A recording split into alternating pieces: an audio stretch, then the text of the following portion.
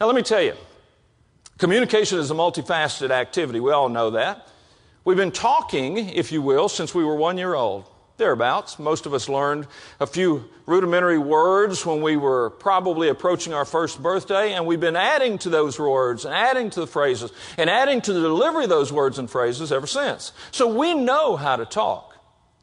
But do we know how to do the other part that makes communication so important? Do we know how to listen?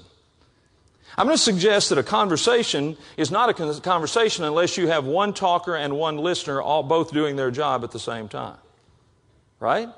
Otherwise, if it's a conversation and both people are talking, there's no listening, there's no conversation. If both people are listening, then neither is talking. We've got to have one of the both. But the thing that challenges most of the business professionals that I encounter is the listening initially. This may come as a huge surprise to you, but I like to talk. How many of you fall in the same category, honestly? Yeah, okay, thank you for being honest. You know, I like to talk, and I've been talking a long time. We go, well, you're a professional speaker. I didn't just start talking when I turned 28, 30, 35 years old. I've liked to talk ever since I was a little boy. Now, there's been many situations and circumstances where that talking has gotten me in trouble. Sometimes it's actually been beneficial for me, but there's one particular circumstance and situation that I don't think I will ever forget. I certainly haven't forgotten it, and it's probably been close to 50 plus years ago that it happened to me.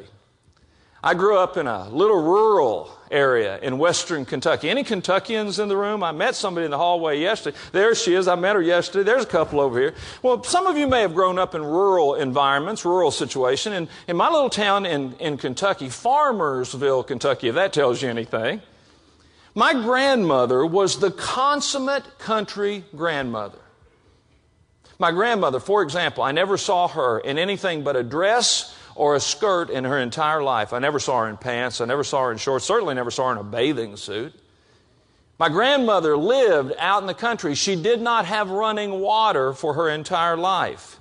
And she died in April of 1974. When she had to go to the restroom, she had to start early because she had to start down the path and go behind the hen house and the smokehouse out to the outhouse. My grandmother cooked on a wood stove till the day she died. And it was the food I can still remember. It was wonderful. My grandmother always wore an apron. Always wore an apron. And always had two pockets in her apron. One pocket always had a handkerchief. My grandmother told me, you can conquer the world with a handkerchief, Phil. And she always had one. And in the other pocket, she always had, she had a can of snuff. My grandmother liked to dip a little snuff. Now, let me tell you something. That was my grandmother. That's how I remember my grandmother. But the thing I remember most about my grandmother is how much she loved her grandkids. I remember one particular occasion. I was at her house, and she was making homemade biscuits from scratch. It was a process that took 30, 45 minutes, I don't know, a long time. And it was perfect because it gave us time together. And I can remember her working in that kitchen. I can remember the flour on her apron. I can remember her moving around, not so quickly because she was getting a little bit older at that time. But I remember following her, and everywhere she went, I would just talk. She didn't say 5 words in 30 minutes. And that was perfect as far as I was concerned because all I wanted her to do was listen to me. And I continued to talk as any little 5-year-old talkative boy will do until finally I remember my grandmother turning around, wiping her hands on her apron and leaning forward and saying, son, come here. Well, I didn't know what she wanted, but I knew I was about to get what I wanted, which was her full attention. Son, come here, she said.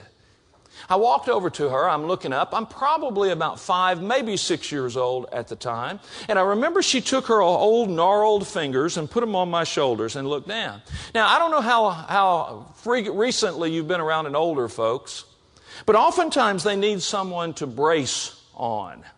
You know? And when I had her take a hold of my shoulders, even as a young boy, I remember thinking, she needs to brace. But then the next thing I realized was there was pressure on my shoulders, and she was getting down. And she was holding me to brace, but not for the reason I wanted.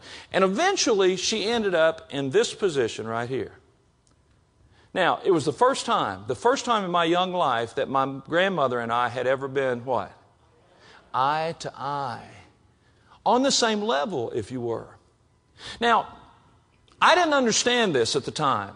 I didn't know what was happening, but I liked it.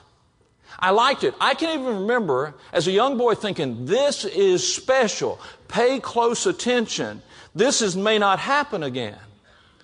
And as my grandmother's holding my shoulders, as she's looking deep into my eyes and as I'm returning that gaze, she said something to me some 50 plus years ago that I have never forgotten that I'm about to share with you now. She looked in my eyes and she said, "Shut up!"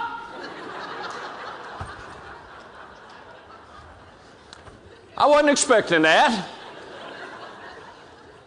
And quite frankly, I tried to recoil. I tried to run from her, and her grip tightened. And she actually drew me to her breast. And when she did, she wrapped her arms around me. And you can believe this or not, but I'm telling you the truth. Even this morning, I can still feel the compression in my mind's eye of that day. And when she had me totally immobilized, she whispered these words in my ear.